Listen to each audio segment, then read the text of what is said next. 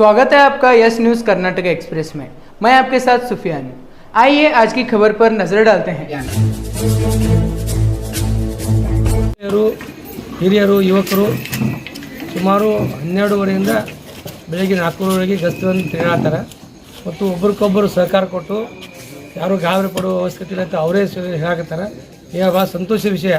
Police ಇಲಾಖೆಯು ಸಹಿತ ಸಾಕಷ್ಟು ಜಾಗೃತಿಯಿಂದ ಕೆಲಸ ಮಾಡತ್ತಾರೆ. ಜೊತೆಯಾಗಿ ಸಾರ್ವಜನಿಕರು ಸಹಕಾರ ಮಾಡ್ಕೊಳ್ಳೋದು ಭಾಳ ದೊಡ್ಡದ. ಹೀಗಾಗಿ ನಾವು ನೋಡಲ್ಲ ಮಕ್ಕಳನ್ನೆಲ್ಲ ಮನೆಯಲ್ಲಿ ಮನಗಿಸಿ ಎಲ್ಲರೂ ಅಲ್ಲೆಲ್ಲೆಲ್ಲಿ 20 ಮಂದಿ 10 ಮಂದಿ ಕುರ್ಚಿ ಹಾಕೊಂಡು ಕುಂಡ್ರಲ್ಲಿ ಮಂದಿ ಬೇರೆ ಕೆಲಸ ಮಾಡಕತ್ತಾರೆ.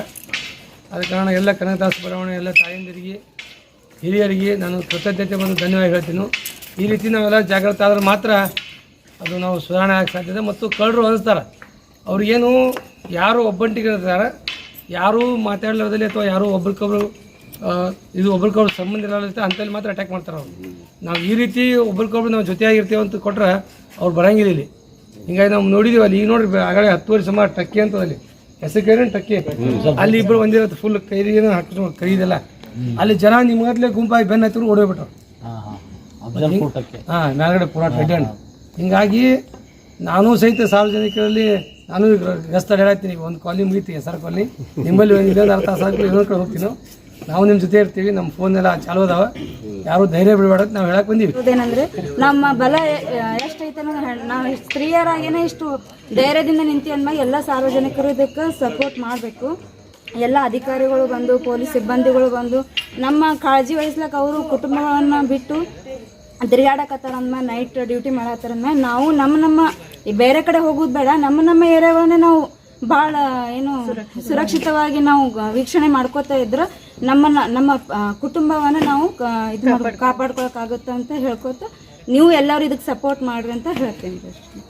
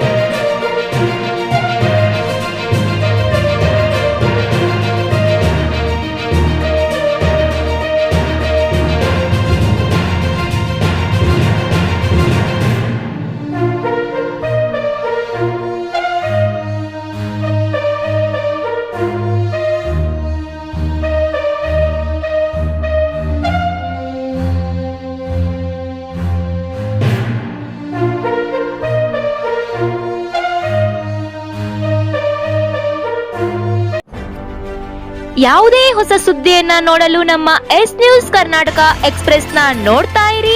ಹಾಗೆ ನಮ್ಮ ಚಾನೆಲ್ನ ಸಬ್ಸ್ಕ್ರೈಬ್ ಮಾಡಿ, ಬಾಜು ಇರುವ ಬೆಲ್ ಐಕಾನ್ ಅನ್ನ ಕ್ಲಿಕ್ ಮಾಡಿ. ಹಾಗೆ ನಮ್ಮ ಚಾನೆಲ್ನ ಲೈಕ್ ಮಾಡಿ, ಶೇರ್ ಮಾಡಿ. ನಮ್ಮ ನಡೆ ಸತ್ಯದ ಕಡೆ.